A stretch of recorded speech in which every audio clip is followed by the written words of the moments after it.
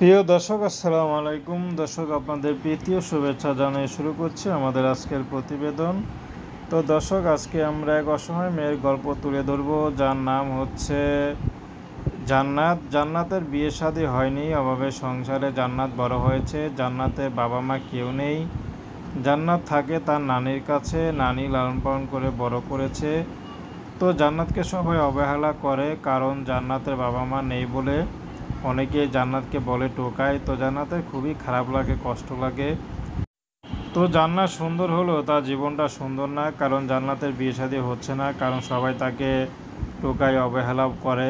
তো জান্নাত এর জন্য বাধ্য হয়ে এখন ইউটিউবে এসেছেন। যদি ভালো একটা মানুষ পায়, সে যেমনই হোক, জান্নাত তাকে বিয়ে শাদী করবে। জান্নাত এমনিতে বিয়ে হচ্ছে না, তো অভাবে সংসার কি তাকে বিয়ে করবে, তার মধ্যে বাবা মার পরিচয় নাই।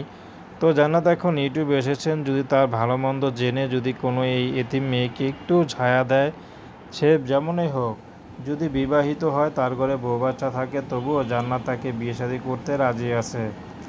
তো জান্নাত বেশি পড়াশোনা করেনি, কিন্তু মাদ্রাসায় পড়েছে, তো হাতের লেখা জানে ভালোই, হিসাব নিকাশ ভালোই রাখতে পারে। কেউ যদি তাকে কোনো ব্যবসাও দিয়ে দেয়, জান্নাত নিজেই করতে খেতে পারবে।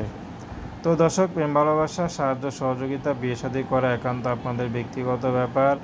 আসুন আমরা ৫ ওয়াক্ত নামাজ পড়ি, সর্বদাই দেশের সেবা করি। আসসালামু আলাইকুম রহমতুল্লাহ।